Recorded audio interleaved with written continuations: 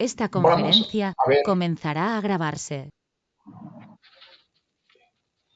vamos a ver a tres filósofos de estos. Thomas Hobbes, 1588-1679, más antiguo. Después John Locke, de 1642 a 1704. Y luego Jean-Jacques Rousseau, 1712 a 1778. Estos tres, podríamos decir, los conoceremos como un contractualista utópico, ¿verdad? El contrato social. Y vamos a ver, por ejemplo, cómo se lo presentaba Thomas Hobbes. Por lo pronto, él tuvo una formación religiosa bastante sólida, hijo de un vicario, de un pastor, Westport, Londres, y durante un buen rato estuvo ahí clavado en la escolástica anglicana. La escolástica anglicana, ese pensamiento medieval, pues no fue tan bien estructurada como la que tenemos los católicos, pero bueno, en esa se formó y después la abandonó. Y entonces, al referirse, decíamos en el Génesis, el Homo naturalis. ¿Cómo sería este Homo naturalis? ¿Cómo sería el origen de la especie? Y en el Génesis veíamos que respondiendo a esa inquietud, el Génesis eran como 400 o casi 500 años antes de Cristo. Ya venían tradiciones atrás. Pero bueno, se hacían esa pregunta que no era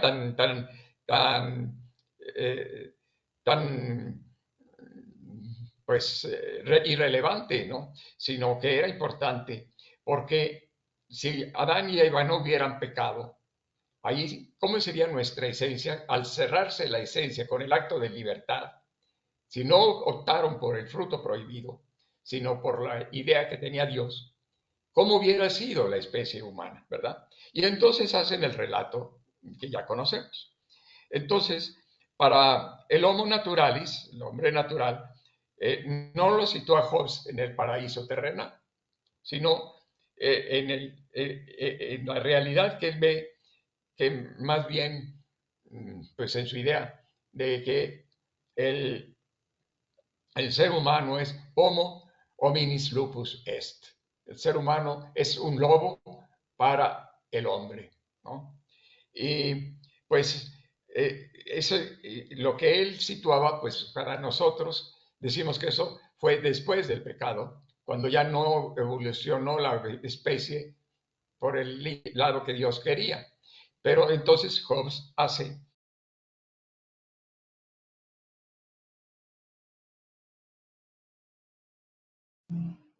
Padre, se apagó su micrófono.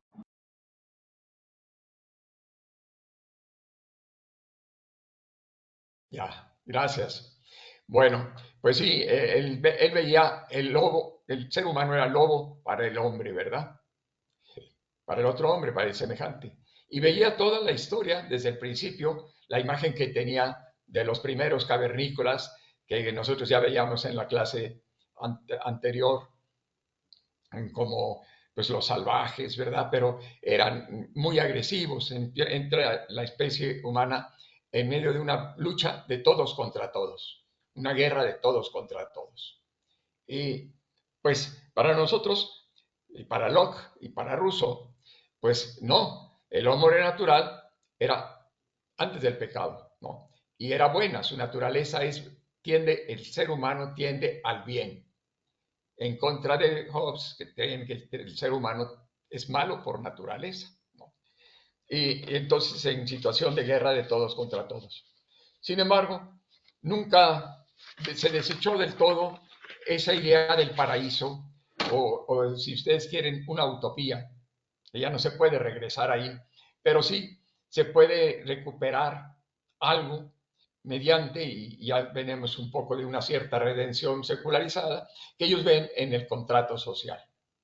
Sí, no me puedo yo, eh, a ver, esto creo que es interesante. Dice Hobbes, el ser humano eh, se mueve por sus sentimientos, sus deseos, sus temores, y eso le impulsa a la compañía con otros seres semejantes, de vivir en compañía de los semejantes, pero en ese estado natural viviría en un conflicto permanente y efectivamente tenían muchos problemas. Mejor sería vivir en soledad. Pero en soledad no se pueden satisfacer todas sus necesidades, ni se encontrarían las comodidades que nos daría la vida en sociedad. Entonces, está esto en duda, sí. ¿Le gustaría vivir en comunidad? O sea, en una comunidad, pero vienen muchos problemas. Prefiero mejor la soledad, pero en la soledad no puedo satisfacer todas mis necesidades ni todos mis gustos. Entonces busca la compañía. Y una imagen que ahora cuando tengamos el, el programa, las diapositivas, les pongo aquí la imagen de dos erizos o puercoespines, ¿no? Hace frío y estos dos animalitos se juntan uno al otro para darse calorcito, ¿no? Pero entonces se pican con las púas del otro y entonces se retiran, pero vuelven a sentir el frío. Entonces, esa imagen de estar en sociedad, pero nos molesta y nos alejamos y no, pues nos hace falta, pues es lo que llevaría a renunciar, bueno, a renunciar a muchos derechos y otorgarle a una autoridad artificial el monopolio de la violencia mediante un contrato social. ¿Sí? Y eso, de ahí saldría el Estado. Y fíjense, su principal obra es el Leviatán. El Leviatán es un monstruo bíblico, aparece en la Biblia, no es tanto un demonio, es una fuerza natural, pero más bien de algún espíritu, una fuerza de un espíritu que provoca tempestades y que es sumamente, pues sí, tremendo, ¿no? El Leviatán. Entonces, es una institución artificial, es el Estado por el cual pues nos va a llevar a muchos problemas y por eso lo califica como el Leviatán. Entonces, de todos modos, teoriza sobre la ley natural derivada de la razón. Y así, por la razón, se puede sacar a una llamada ley natural en otro lenguaje con los naturalistas y que llevaría a un estado de paz. Bueno, pasamos a John Locke y este filósofo, que se considera padre del liberalismo clásico jacobino, ¿verdad? También, bueno, no tanto en su caso, pero sí, la vertiente empirista inglesa. Y la filosofía política se piensa que, siempre, que el estado, que los seres humanos habrían vivido el estado de naturaleza en situación de paz, inclinados a observar las leyes naturales surgidas de la razón. Es decir, sin el pecado original tenderíamos al bien, naturalmente, que se llaman las leyes naturales. Y nos damos cuenta entonces que el concepto de estado de naturaleza es diferente del de Hobbes. Para el Hobbes, el ser humano es esencialmente tiende al mal. No hay una edad de oro, no. Y va a ir aumentando la maldad. Y en cambio, para Locke, la naturaleza es buena, ¿no? Y tiende a la ley natural que es inscrita en el corazón humano. Y de ahí viene el derecho natural, que se le llama el justnaturalismo, ¿verdad? El justnaturalismo, que se derivaría, para ya los teóricos que vienen después de Locke, él no llega a eso, dice que se derivan de la ley eterna, es decir, de Dios. Sale de ahí la ley natural, pero esa ley natural tiene que concretarse en leyes concretas y sería el just positivismo, el derecho positivo, ¿verdad? Bueno, entonces todos los humanos tenderían espontáneamente a esa ley natural que sería totalmente transparente y muy clara.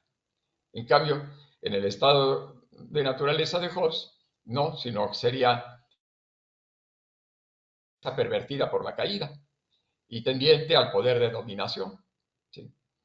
Y ya las leyes naturales en ese estado ya no serían tan transparentes ni tan atractivas y el derecho natural equivaldría simplemente a la simple moralidad. En esa etimología, mos moris, son las costumbres. Porque, por ejemplo, pongamos el caso, la poligamia Pues aquí pues diríamos que no, pues no es contraria a la naturaleza, a la poligamia. Pero, por ejemplo, en el medio musulmán, que ya llegaron los musulmanes a ser más que los católicos, por supuesto, ¿verdad? Pues para ellos es normal vivir en la poligamia. Eh, Más o menos hay otros aspectos que se pueden ver. Por ejemplo, para Locke, los derechos naturales sería el primer derecho natural, es el derecho que tenemos a ejercer la justicia por la propia mano. ¿Sí? Es un derecho que tenemos que defender por la propia mano a hacer la justicia. Pero eso nos llevaría a la espiral de la violencia.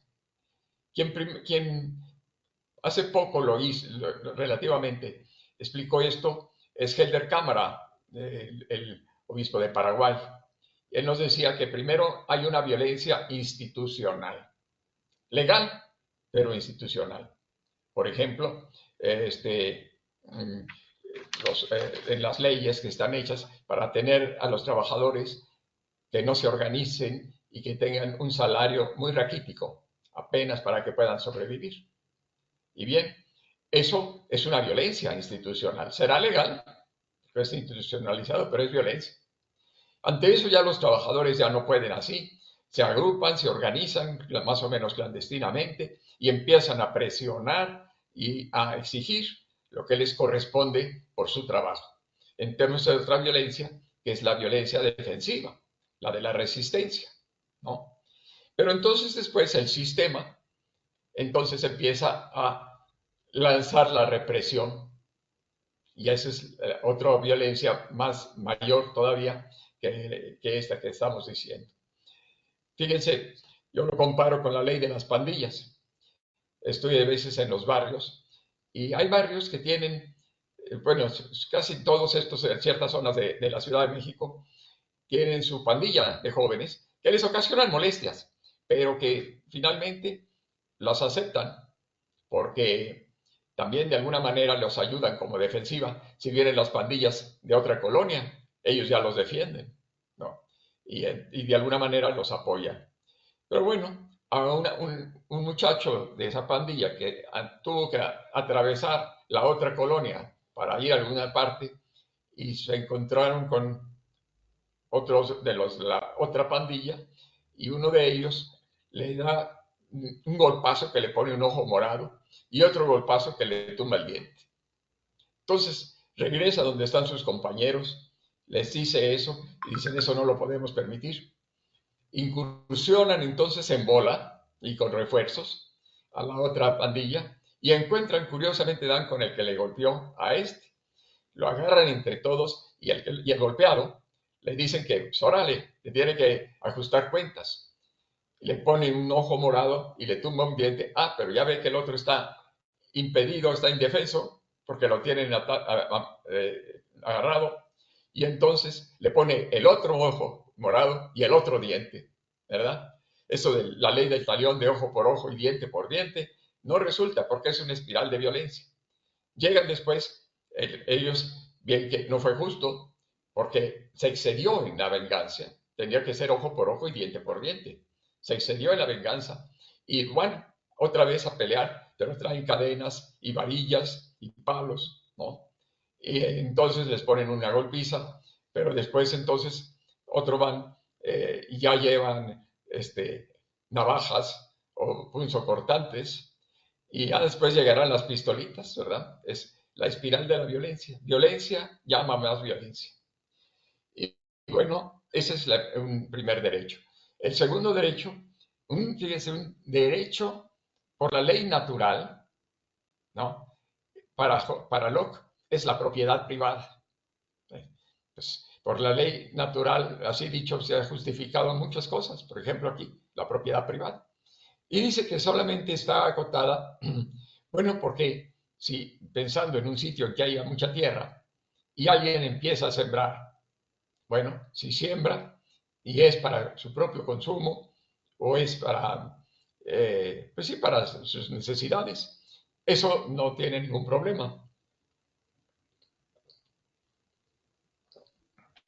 Y tiene derecho también a disfrutar del fruto de la cosecha para él, a no ser que ya haya sido trabajado por alguien más y ya se lo tenga, ya está apropiado.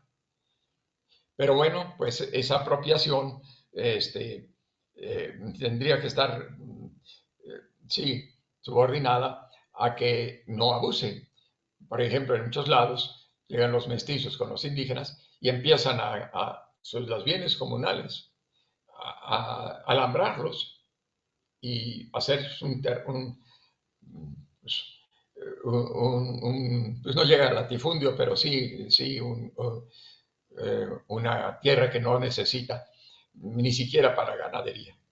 Bueno, y entonces también, sí, entonces eh, se piensa, para esos derechos naturales. Esta conferencia comenzará a grabarse. Sí, seguimos, ¿verdad? Entonces, el derecho a gozar de los frutos del trabajo, pero también díselo, si Dios entregó la tierra a todos los humanos en su conjunto, entonces solamente nadie tendría derecho a acercar un predio que no se trabajase. Bueno, y el estado de naturaleza se puede quebrantar por el derecho natural. Ya les dije la espiral de la violencia. Pasando a Jean-Jacques Rousseau, él vivió, ya le tocó vivir la Revolución Francesa, muere en 1778. Él también piensa que el Homo naturalis, tal como fue creado originalmente por Dios, no, es un ser que tiende hacia el bien, y que por lo tanto son tendencias sanas. Y para Hobbes era malo por naturaleza, para Locke y para Rousseau era bueno por naturaleza. Pero sí, después se degrada, cuando llega a la sociedad, más bien es degradante y corruptora. Dice Rousseau, el hombre nace libre y la sociedad lo corrompe. ¿Sí?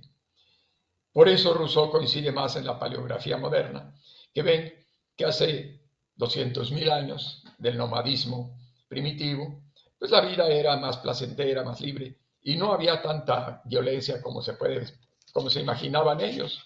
Ahora la paleografía dice que pues no, más la propiedad privada que se reducía, pues a una piel que tenían por ahí, a un hacha de piedra. Esas eran sus propiedades, sus pertenencias, que las pueden después recuperar fácilmente. ¿Sí? Y si les piden y les arrebatan su cueva, pues hay cuevas por ahí cerca, no hay problema, ¿no?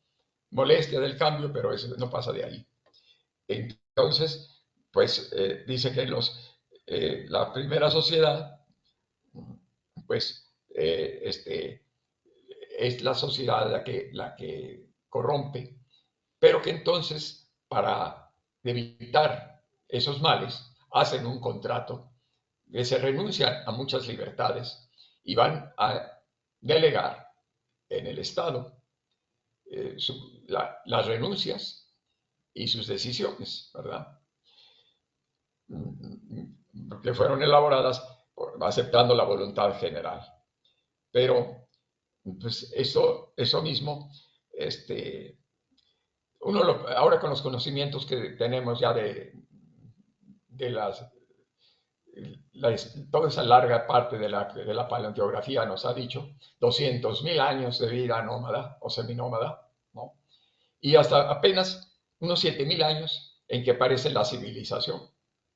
En los grandes, en Asiria o en Egipto, se empiezan, pues para domesticar el trigo o domesticar los animales, ¿verdad? Empezaron a organizarse y se necesitan llevar canales, hacer acueductos, trazar calles, ya son muchos los que están viviendo allí, hacer graneros, y luego pues como vienen los bárbaros y les vienen a quitar sus bienes, y ahora sí ya son bienes, es su cosecha, ¿verdad?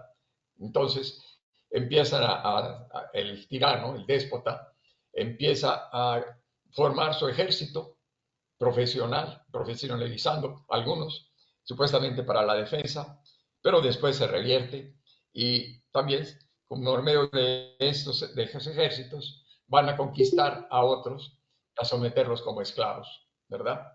Para Locke, la esclavitud, todos los hombres son libres y la esclavitud está prohibida. En ese tiempo, pónganse en ese tiempo, pues era algo pues, bastante audaz el condenar la esclavitud, ¿sí? Pero de todos modos, esa sociedad que estos filósofos, serían esos ideólogos liberales, imaginaron como una institución colectiva, estable, regida por normas elaboradas mediante deliberación pública y aceptadas por la voluntad general, pues eso no tiene que ver con este modo despótico tributario que utilizan esas primeras civilizaciones, ¿verdad? En que se les tiene que obligar a los campesinos a trabajar 10 horas diarias, siendo que cuando eran nómadas, pues con 4 o 5 horas sacaban su sustento y más completa la dieta, ¿verdad? Entonces, dice Rousseau que se hace mediante pactos libres el contrato social, poniendo en común su propio poder y sus cualidades, y surgida de un libre acuerdo entre todos. Esto no es algo natural, es algo artificial y más limitante, ¿sí? Pero, por otro lado, pues ganan un poco en seguridad. Y vean ustedes entonces cómo pues, se condena prácticamente la civilización desde el punto de vista de la naturaleza, de la ley natural, porque entonces ya vienen las clases sociales y ya vienen pues, la obligación al trabajo, no es el trabajo libre, sino de explotación. Y después ya vienen, eso me recuerda un poco a Freud. Freud en su libro Malestar en la cultura o la malestar en la civilización, según las traducciones, dice que pues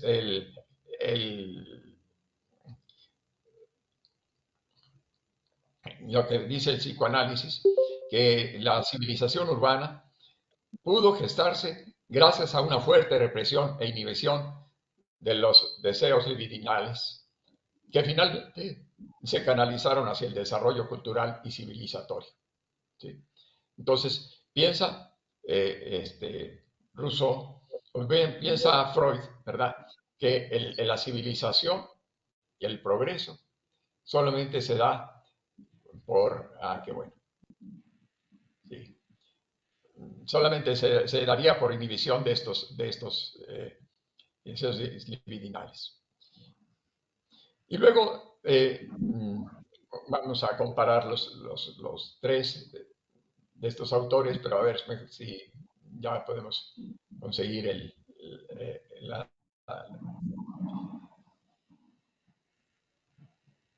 sí, entonces, vamos a ver a Kant. Kant es posterior, 1724 a 1804.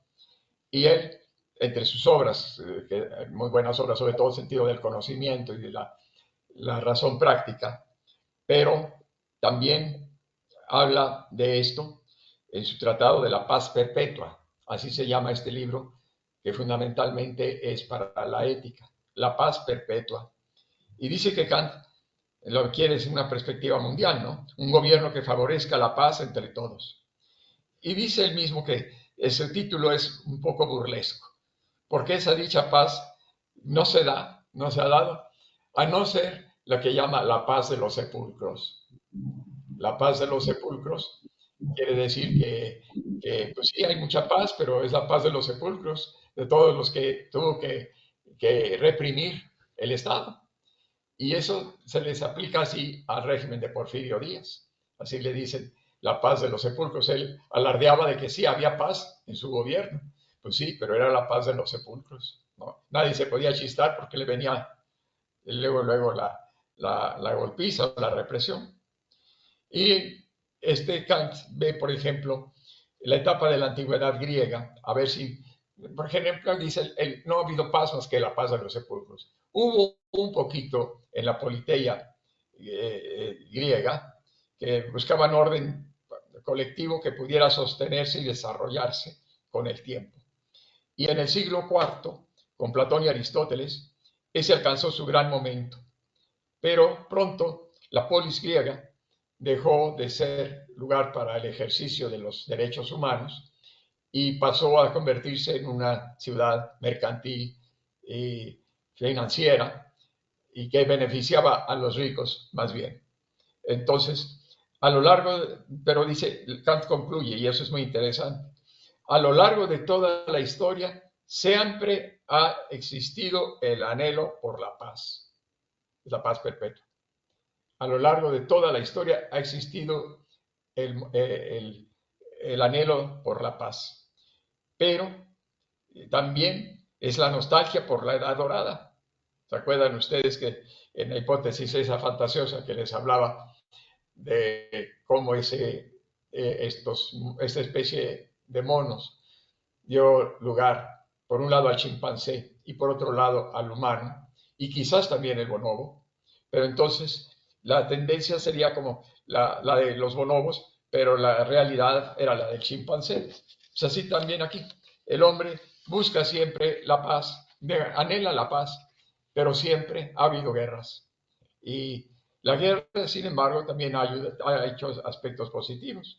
Por ejemplo, dispersó a los humanos a poblar todo el planeta y ha servido para organizar legalmente los estados. Y en ese sentido, la guerra se convierte en instrumento por la paz. Y bueno, pues eso sería lo que tendríamos. No sé si pudiéramos tener el, la presentación, ojalá que se pudiera tener porque va a verse más fácil, se comprenderá más. Parece que sí, padre. Ah, qué bueno. Nos Tuve vamos que a pedir reiniciar todo. En unos 2 minutos ya me reporto con usted. Gracias, Fernando. Sí. Bueno, mientras tanto, podría yo preguntar si hay algo que se pueda aclarar o si hay algo que no se haya estado de acuerdo o dudas. Vamos a aprovecharlos. Sí, Jorge Vicente, si nos haces favor de coordinar o Susana, a ver si nos pueden coordinar la manita levantada y prender su micrófono. A ver, Bien, vamos a ver.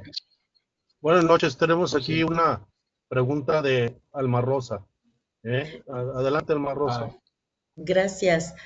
Padre, buenas noches. Gracias por su exposición y buenas noches a todos. Este punto final que dice usted, ¿quién lo dice en el tema de que la guerra se puede convertir en instrumento por la paz en el sentido de el territorio y que se expandieron? ¿Quién dice o quién habla esa afirmación? Kant, Emmanuel Kant. Kant. Sí, Gracias. Kant. Sí, pero eso dice él, ¿verdad? Porque dice, pues sí, también la guerra ha contribuido y creo que podemos aceptarlo ahora.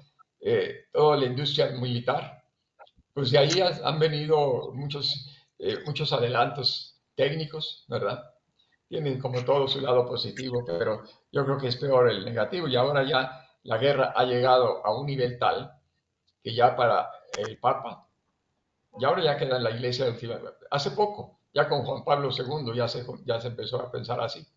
Se hablaba antes de guerra justa, una guerra defensiva, guerra justa, pero ya es ahorita, las armas son tan destructivas y ya a nivel global y tan negativas que no hay ya guerra justa. La iglesia ya no las acepta, ¿sí? Pero bueno, eso no Gracias. quita. Sí, ¿Eh? Muchas gracias. Tenemos Sí. a Jorge Ah, Patiño. Adelante, Jorge. Sí. Tu micrófono. Sí, entiendo que... Ay, quiero activar el sonido. Activar el sonido. Ok. Entiendo que los tres, Hobbes, Locke Rousseau, digamos, en su análisis, en su reflexión, acuden, digamos, a la naturaleza como el estado primigenio del origen del hombre, pues, ¿no? Entiendo, creo que por ahí va, ¿no? Y Pues,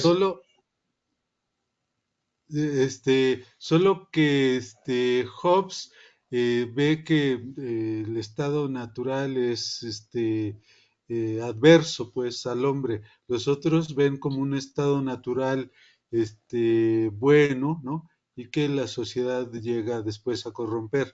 La cuestión es que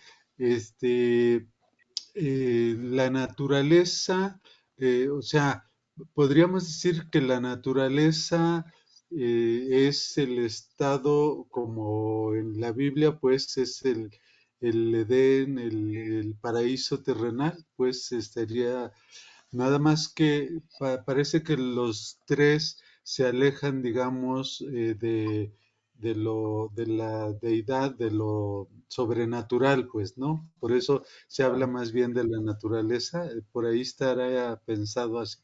Enrique. Sí, sí, qué bueno que la pregunta que le haces me parece muy, muy pertinente. Yo la hago esa alusión del Génesis para que se vea cómo estos autores tienen conocimiento.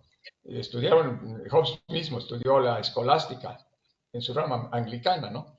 Tienes conocimiento. Pero lo que es una hipótesis nada más, porque en la realidad no sucedió así.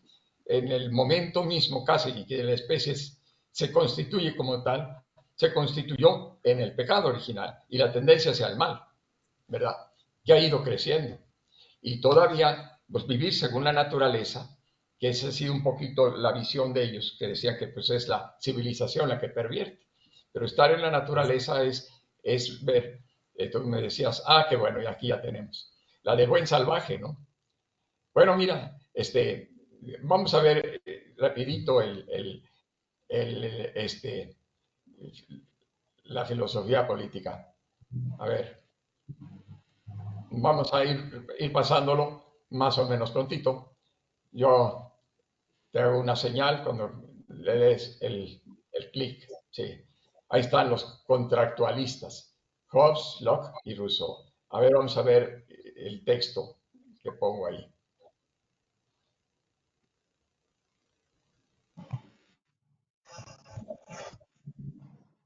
En plena época del liberalismo clásico, estos sectores continuaban debatiendo sobre cuestiones medievales. ¿Por qué los humanos tendemos hacia el mal? Quiero decir esto, si no se comprende que estos ideólogos tenían conocimiento de la Biblia y de la escolástica anglicana, algunas cosas no se percibían. Pero, ¿cómo vuelve otra vez a lo que se preguntaban los sabios que hicieron el Génesis 4 siglos o 5 siglos antes de Cristo? ¿Cómo era la misma cuestión que sigue inquietando todavía, ¿no? Siempre tendemos hacia el mal o hacia el bien. ¿Quién se habrá equivocado Dios? Miren nada más vamos a ver estas imágenes. Ahí está Hobbes, ¿no? Miren, esta primera, está el hombre de las cavernas y ya tiene sus actitudes defensivas, ¿no? Ya empiezan las agresiones. El hombre, lobo para el hombre, aunque se presentan de arriba a la derecha, dos manos cordiales que se saludan, pero las sombras ven que se andan buscando devorar uno a otro, ¿no? Entonces, él piensa que la esencia humana es que en sí misma tiende al mal. Y lo que se trata de ver es que no por la esencia, ya hubo esa mala elección que efectivamente alteró la naturaleza humana, pero sigue presente, sigue teniendo la nostalgia. Y de hecho, Hobbes que busca, bueno, más o menos, la guerra de todos contra todos, vamos a ver. Sí, vamos a ver. En la guerra todos contra todos. Bueno, es que no daba mucho. Bueno, ya tenían otra imagen que me gustaba, pero bueno, es que la naturaleza humana con ansias de riqueza y de poder tiende a conseguirlo a expensas de los demás. Durante el salvajismo del Paleolítico, aquellos cavernícolas se dejaban llevar por una naturaleza agresiva, según Hobbes. Según Rousseau, el buen salvaje, el hombre sencillo, era más bien partidario de buscar sí, un contrato. El contrato, se habla también del contrato y de renuncia a su libertad. Pero fíjense cómo ya se pensaba que en el futuro ya viene algo de utópico. Por eso le llaman unos contractualismo utópico. El contrato social era ya no muy perfecto, desde luego que limitaba mucho, pero de todos modos era mejor que estar viviendo en guerra todos contra todos. O sea, sí veían en el futuro, hay un poquito de la redención, pero puesta en el contrato social, que pues más bien era muy limitante, ¿no? Sí. A ver, seguimos. A ver, muy bueno. Ahí están. Mira, sus sentimientos, deseos y temores impulsarían al ser humano a la compañía de otros seres semejantes. Pero sabe que en ese estado natural vivirá el conflicto permanente. Preferiría vivirlas en soledad, pero así no satisfaría todas sus necesidades ni encontraría las comodidades que le podrían brindar la vida en sociedad. Y ponía el caso de los erizos, ¿no? Que se acercan para calentarse y se pican y se retiran, ¿verdad? Y luego sienten frío y se acercan otra vez. Pues bueno, ese es un poquito entre el deseo de compañía y el temor del conflicto. A ver, la siguiente vemos. Ese es el Leviatán, ¿verdad? Ese monstruo que es el Estado, ¿no? Porque realmente ya después que va creciendo la civilización, es una institución artificial, ¿no? Y es al precio de renunciar a muchos derechos y otorgarle una autoridad, el monopolio de la violencia mediante el contrato social. Y fíjense ustedes, pues qué abusos ha habido. Ahora la vida en sociedad y los estados, aunque ya sean democráticos y poco a poco se va haciendo la democracia mejor, pero, y sigue siendo ya una utopía, que podamos seguir viviendo en paz, en democracia y en justicia, ¿no? Siguiente, por favor. Locke. Ahí está Locke. Es considerado padre del liberalismo. Su filosofía política dice que los seres humanos habrían vivido en un estado de naturaleza.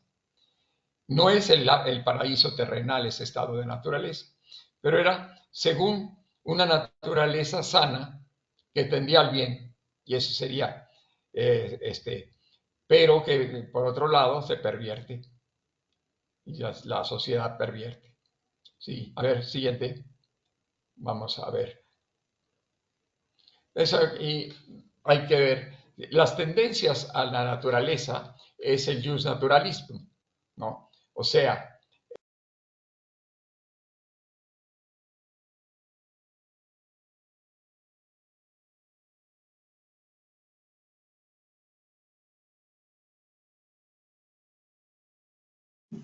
Padre, no lo escuchamos. ¿Podría hacer el favor de verificar su micrófono, por favor? ahí está, sí. Y de mi cámara también. Sí. Bueno, entonces, sí, decíamos, el ángulo superior derecho, se ve que la ley eterna, de ahí deriva la ley natural, y luego la ley positiva para concretizar esa ley natural. Pero de ahí hay dos corrientes en el derecho, el justnaturalismo y el justpositivismo.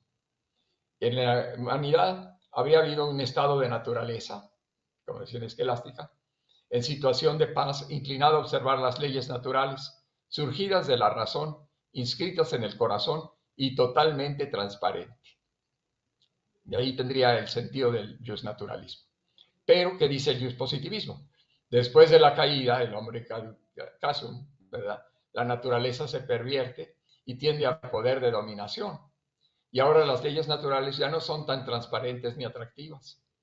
Y el derecho natural a veces se reduce a la simple moralidad, entendida como etimológicamente. Mos moris es costumbre. En este caso, pues lo que flota en el ambiente en determinada sociedad, muchas veces eso mismo se dice que es por derecho natural y resulta que es más bien una cultura y es un derecho elaborado artificialmente.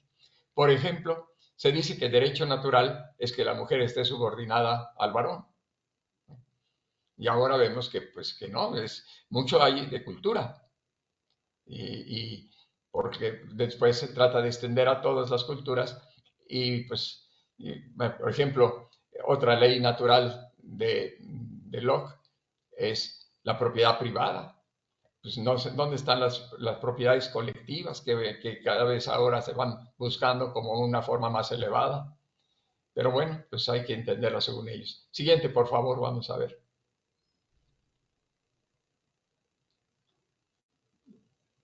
La siguiente, sí. Los principales derechos naturales. Ahí está la justicia propia mano, está la espiral de la violencia y luego la apropiación de los recursos naturales por la aplicación del trabajo. La propiedad privada, prohibido el paso. Ya entonces ya se empiezan a acercar y ya no es para el trabajo, sino porque existe un papelito que me dice que eso es mío, ¿no? Y la espiral de la violencia, pues también eso hace que buscarse la justicia por la propia mano, pues no siempre es justo porque se da la espiral de la violencia. A ver, el siguiente, por favor. Sí, sí, para Locke todos somos iguales, por lo tanto está prohibida la esclavitud. ¿Sí? Y a buscar el contrato social. Al siguiente, por favor. Ahora viene Jean-Jacques Rousseau. No, el hombre es bueno por naturaleza, el homo naturalis. En su largo tiempo de nomadismo primitivo vivió contento y en libertad, sin limitaciones. Es el buen salvaje, ¿verdad? Pero ya que viviendo solo no podía satisfacer sus necesidades básicas y su seguridad, optó por vivir en sociedad, evitando así el dominio de los más fuertes. Y todos hicieron un pacto para elegir democráticamente una autoridad que tuviera el monopolio de la violencia. Y esto los limitó y perdieron libertad. La sociedad se degrada y se pervierte. Y dice esa frase, el hombre nace libre, pero ahora está encadenado. A ver, vamos a ver la siguiente. Ay, ven ustedes, el hombre encadenado, ¿verdad? Por todos lados. Y la arqueología actual sabe que la era de las cavernas, durante 200.000 años, no fue tan violenta ni tan precaria como creían. Desde Comte, desde Morgan, ¿verdad? Se pensaba pues que la primera etapa era el salvajismo, la segunda la barbarie, y la tercera, la mejor y la superior, era la civilización. Pero esa primera civilización de hace 7.000 años apenas fue tremendamente violenta, tremendamente explotadora, y realmente todo el trabajo que se hacía no era para obtener, pues nada más se comía puro trigo, ¿no? Ya era la dieta se empobreció. Se obligaban hasta a trabajar 10 horas y un ejército para hacerse de esclavos, ¿no? Mientras que estos pensaban en institución colectiva, estable, regida por normas elaboradas mediante deliberación pública y aceptadas por la voluntad general. Pues no fue así, ¿verdad? La primera civilización que se da en Asiria o en Egipto fueron civilizaciones muy explotadoras, ¿sí? Y realmente pues ya se refuerza la propiedad privada. Ahí va Rousseau. Rousseau piensa en un contrato social realizado. A ver, vamos dándole más para ¿sí? Un contrato social realizado por un pueblo concebido como soberano, con una autoridad fuerte, ahí con una autoridad fuerte, y elegida por voluntad colectiva, levantamanos, ¿verdad? En una república que puede ser democrática o monárquica o aristocrática y podría regir a nivel mundial. Pues ven ustedes, es la utopía también. A través del contrato social se expresa una utopía de vivir en paz gracias a unas leyes, dice Rousseau, decididas democráticamente y que expresarían la voluntad general, ¿no? Pero pues eso Pues que lo que pasa es que el que tiene la fuerza tiene la razón.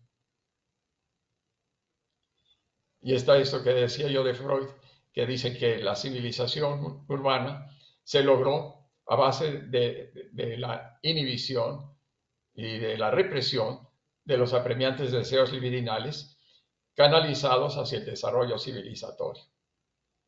Y de hecho Marcuse en determinado momento dice, ya la sociedad alcanzó un desarrollo tal que ya no hace falta esa represión. Aquí comparamos, vamos a ver si con esto nos aclaramos un poco. Hobbes, Locke y Rousseau. El estado de naturaleza. Hobbes, cada hombre busca su propio interés, guerra de todos contra todos. Esa sería la naturaleza humana. Locke, derechos a conservar la vida y a defenderla, derecho a la libertad y derecho a la propiedad privada. Y Rousseau, los humanos son buenos, libres e iguales. La sociedad genera desigualdades e injusticias. El contrato social, pacto entre individuos de renunciar a la violencia en favor de la paz y la seguridad. O sea, le dan el monopolio de la violencia al Estado. Para Locke, conservación de la libertad y renuncia al uso de la fuerza. Contrato entre individuos y entre ellos y el Estado.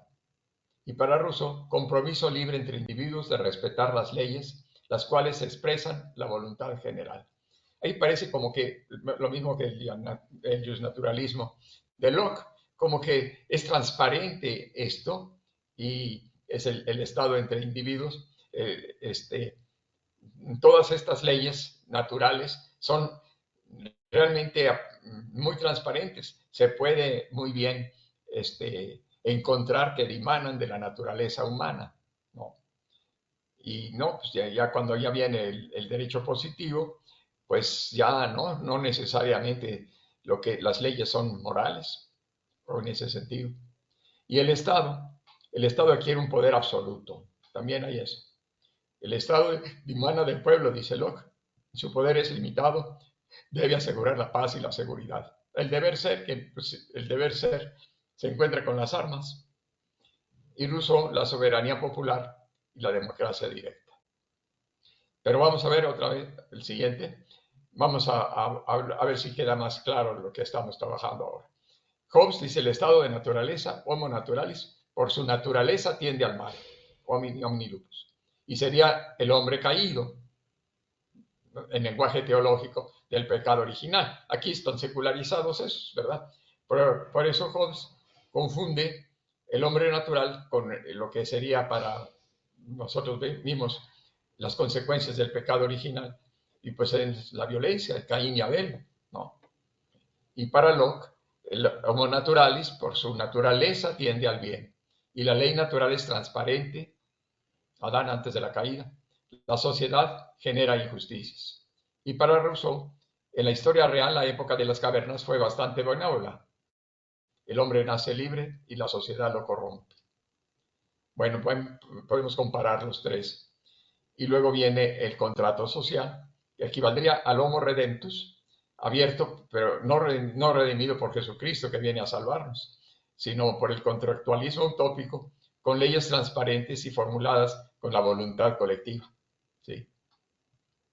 Ya entramos después a Kant, a las principales tesis. El Tratado de la Paz Perpetua, desde una perspectiva mundial, propone una forma de gobierno que favorezca la paz entre todos. Dicen que es un título burlesco, dicen que Kant así se burlaba poniendo ese título. Pues dicha paz solo se daría en los sepulcros, la paz de los sepulcros.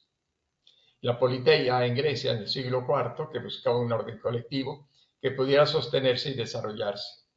Con Platón y Aristóteles, pues alcanzó su plenitud, pero luego, lástima, esa polis dejó de ser lugar para los derechos civiles y pasó a ser lugar para mercantil y financiero, aguzándose las tensiones entre ricos y pobres. Y otra frase de Kant que hay que recuperar. A lo largo de toda la historia siempre ha existido el anhelo de paz, y diríamos nosotros, de paz y de justicia, porque sin justicia no hay paz, y de verdad. Nostalgia por la edad dorada, pero paradójicamente siempre ha habido guerras, ¿no? lo que decían del chimpancé y el bonobo. Bueno, las guerras han servido para dispersar a los humanos en el planeta, para organizar los estados nacionales, y finalmente, pues la guerra favoreció la paz, según dice el Kant. Vamos a ver la última diapositiva.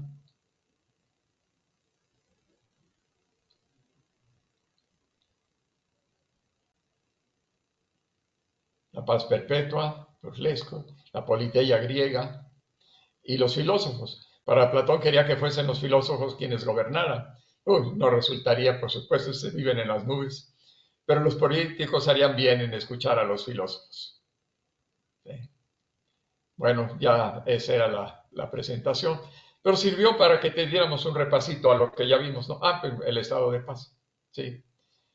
Bueno, pues ahora todavía podemos tener un poco de participación, no solamente conmigo, si alguien quiere formular y que a ver quién la contesta, que se puede Pero interactuar. sí, tenemos a Marcos que nos quiere hacer una pregunta. Bueno, usted, padre Enrique. Igual adelante, Marcos.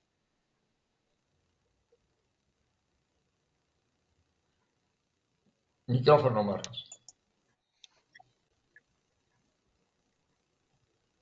No se escucha. Si puede activar su micrófono, por favor.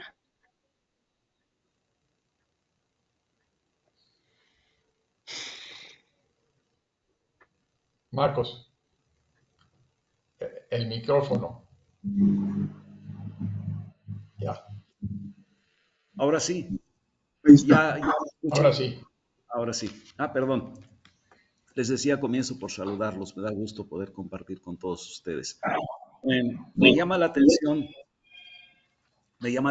cómo la problemática de la humanidad ha sido, yo diría, siempre la misma. En el fondo es la misma.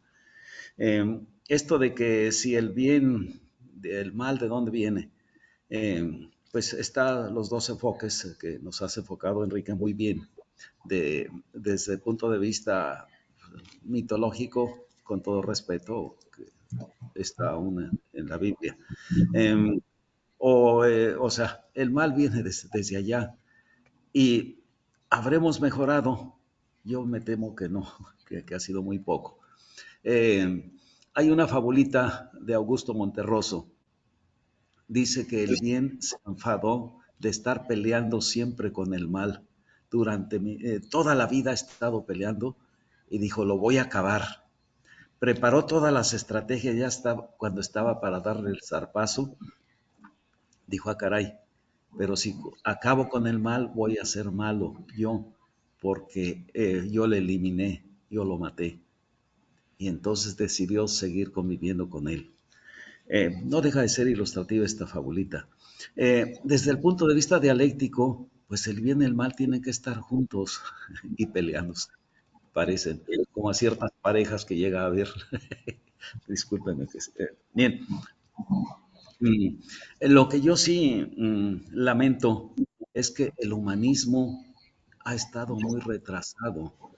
En tecnología, qué maravillas hay, ya ni nos sorprende, maravillas tan grandes como esto que podamos compartir una conferencia aquí todos juntos.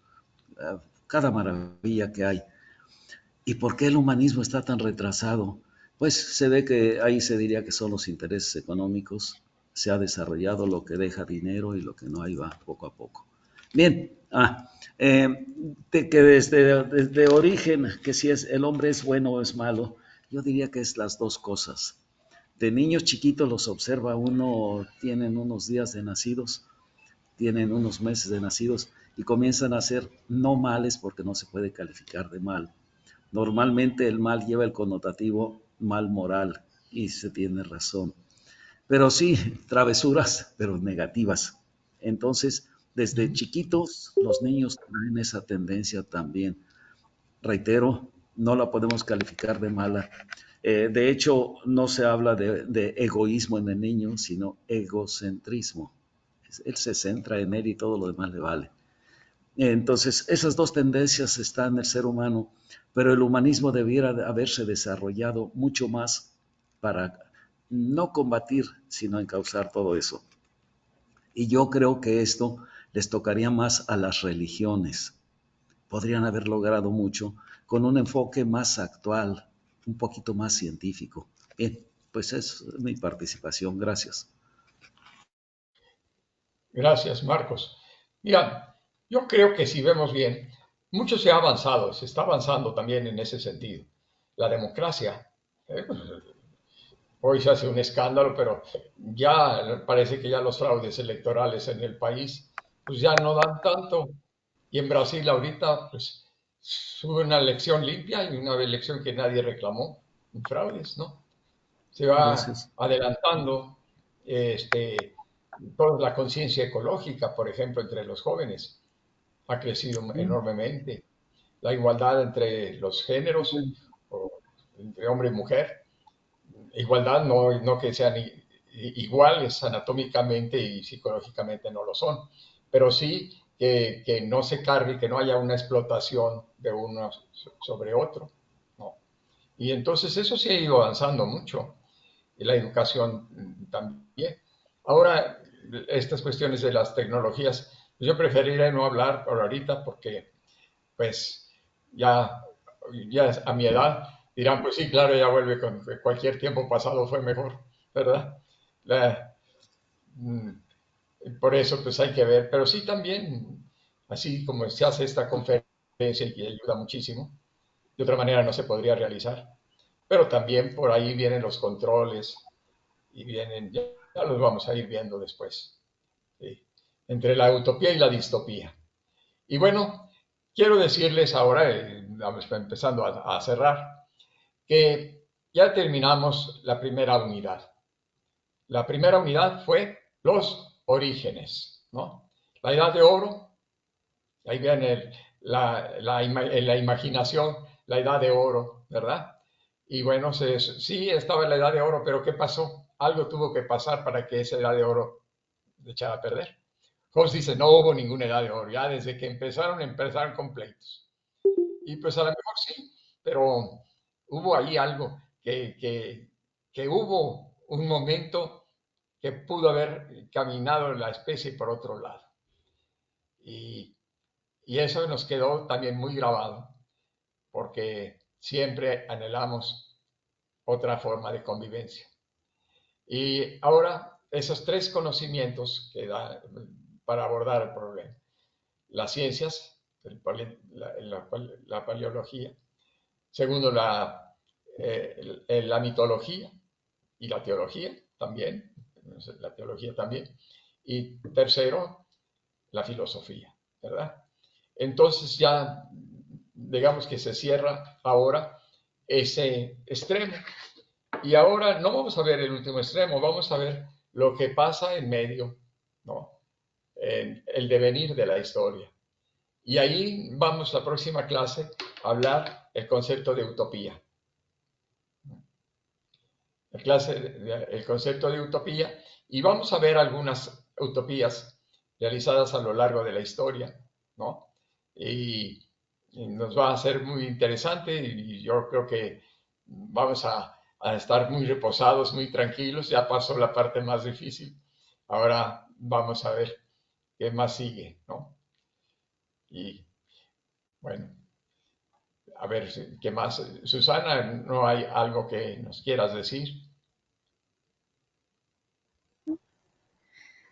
Bueno, pues no sé si alguien más quiera participar, hacer alguna pregunta o comentario. Ah, Gustavo, aquí. Sí.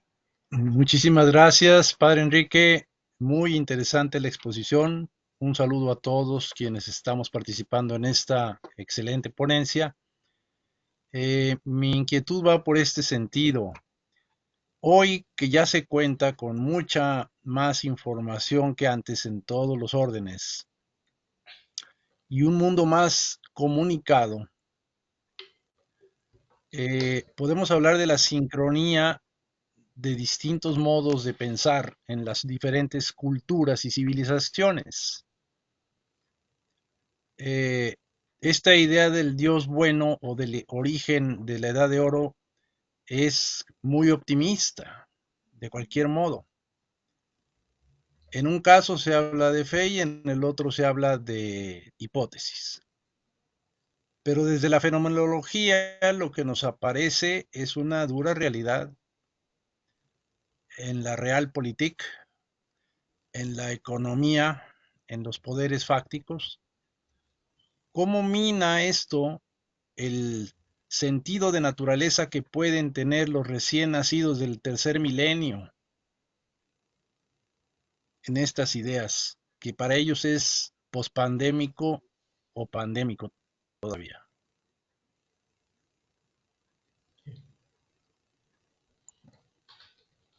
¿Alguien le sugirió lo que haya dicho Gustavo, que puede continuar por ahí la conversación?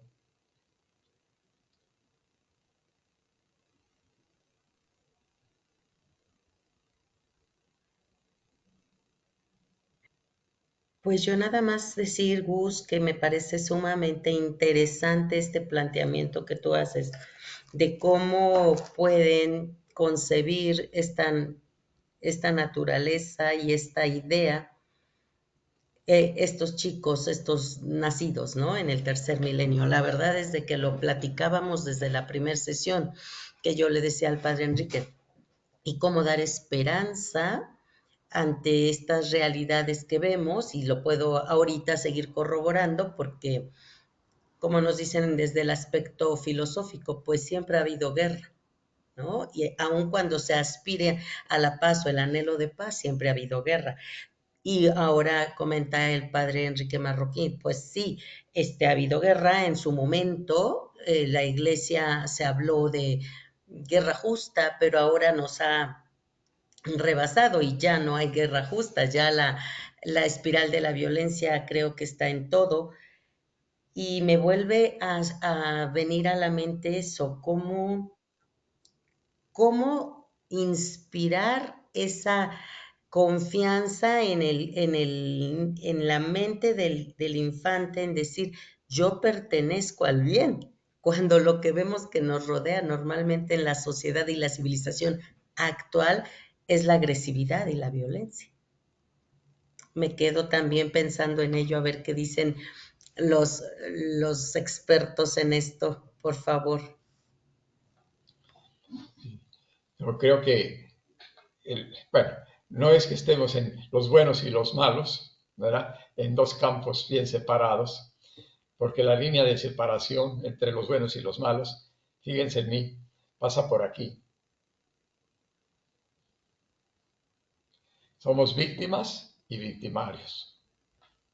Hacemos el juego a la presencia de Cristo en la historia y hacemos el juego a veces a la presencia del anticristo en la historia.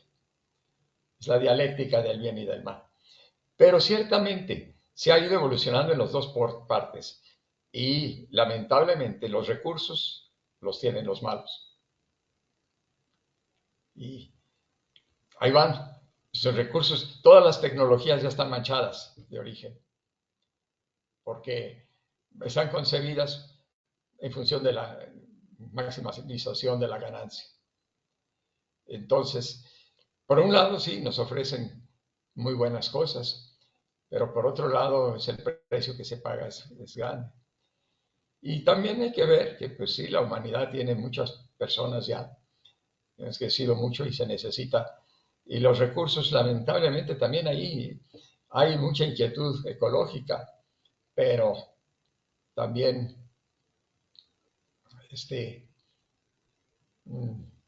pues, qué difícil es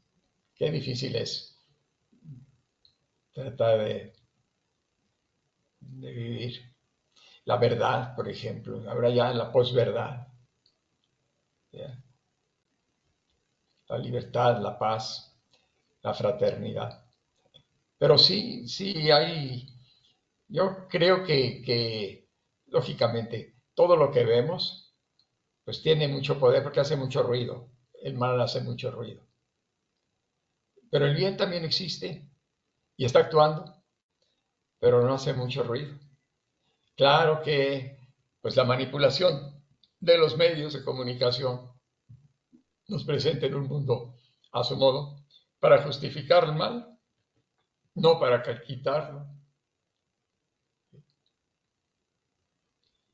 Por eso necesitamos trabajar en coordinación, sí.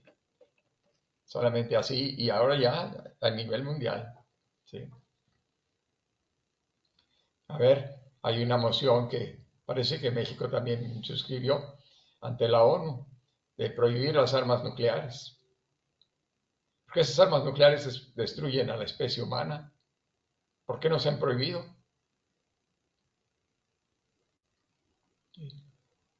Pero eso solamente cuando hay un movimiento ya grande que, pues, sí están cambiando las cosas, pero no tan demasiado lento a lo que va el paso de la injusticia y de la maldad. ¿Sí? Bueno, pues Fernando, ya ¿cómo ves? Ya vamos dándole término. ¿Alguna cosa más que...? Cuando usted guste su reverencia, les pido una disculpa, tal vez sea por el problema de la tormenta eléctrica, digo, la tormenta tropical que está entrando, pero Sí. pues tuvimos varios problemas, algunos, no todos, problemas con nuestro servicio de internet, pero bueno, pues Sí. ya lo resolvimos un poco tarde, pero pues ya quedó. Así es que por mi parte, en cuanto esté ya procesado el video, se los estaré enviando como siempre a usted, a Susi y a nuestro coordinador de soporte, Jorge, para que nos hagan favor de enviárselos a todos. Es Por cuanto de mi favor, muchas parte. gracias. Ya lo pueden ver ustedes ahí. Sí. Bueno, pues la próxima clase entonces nos vamos a ver qué son las utopías y vamos a ver algunas que ha habido a lo largo de la historia. Ahorita no nos movemos al final ni al inicio, sino en el devenir de la historia, ¿no? Vamos a dejar varias clases en el devenir de la historia y ya después nos vamos a ir concentrando más en el fin de los tiempos. Muy bien. Pues Bueno, gracias. muchísimas gracias. Muchas gracias, Padre Bueno, Enrique. Muchas gracias a todo el equipo técnico y gracias a todos los que asistieron el día de hoy. Y pues les estaré enviando el PDF ahí en el WhatsApp de Utopía y Distopía, ¿eh? Que descansen todos. Un abrazo. Buenas noches. Buenas noches. Muchas gracias, Padre. Bye. Bye.